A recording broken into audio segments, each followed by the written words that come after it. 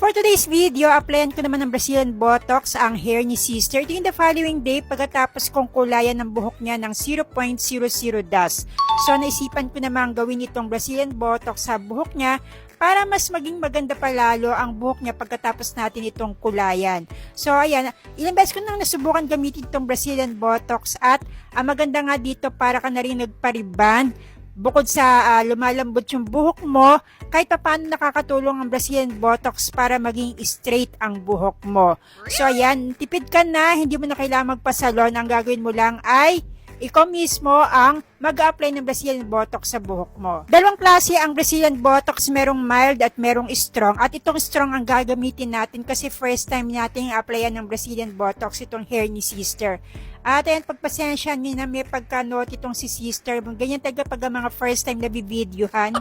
So ayan siya. At ito nilagay ko lang sa lalagyan. At ang maganda dito sa Brazilian Botox, wala na kayong ihahalo. Kailangan nyo lang ng lalagyan ng brush sa buhok at saka ng gloves. So sa mga nag-apply din ng Brazilian Botox yan, importante po na kailangan ding naka-gloves pa rin ang kamay natin. So ayan, mag-start na po tayong mag-apply ng Brazilian Botox kay sister. Dalawang ipit ang ginawa ko kay sister para sigurado pati yung pinakailalim ng kanyang buhok ay ma-applyan natin ng Brazilian Botox. Ginagawa mo.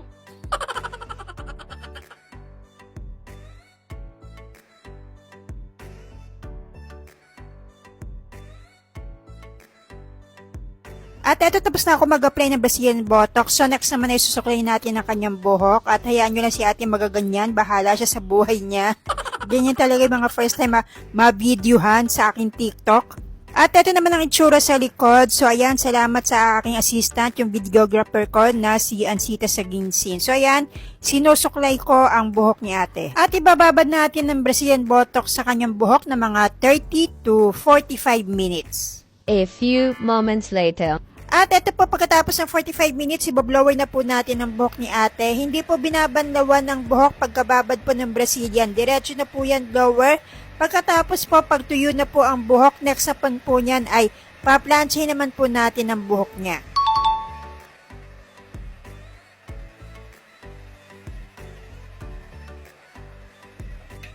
At tapos na po ako mag-blower, next naman ay plansya time naman. At dalawang ipit din ang ginawa ko ulit sa buhok ni ate para po pag nagplansya ako ng kanyang buhok ay mas manipis po yung pagkakaplansya ko. Kasi para po pag mas manipis, mas mauunat po natin or mas magiging straight po ang kanyang buhok. Yun nga lang, medyo natagalan ako sa pagpaplansya ng kanyang buhok kasi bukod sa medyo makapal ang kanyang buhok ay mahaba din po. So siguro umabot ako dito ng mga 2 oras sa pagpaplansya po sa kanyang buhok.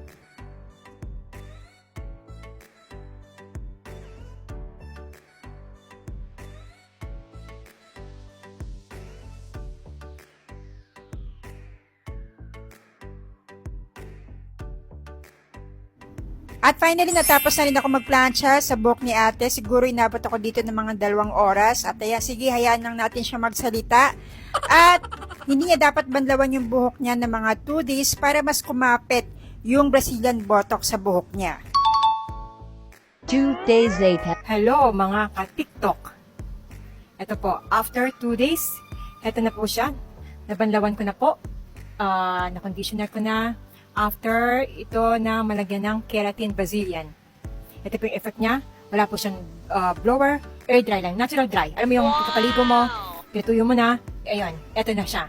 Okay naman siya, in fairness maganda siya, effective, mas mura, and talagang worth it, the price. Alam mo yung gastos, super mura siya compare sa hindi sa mga non-DIY.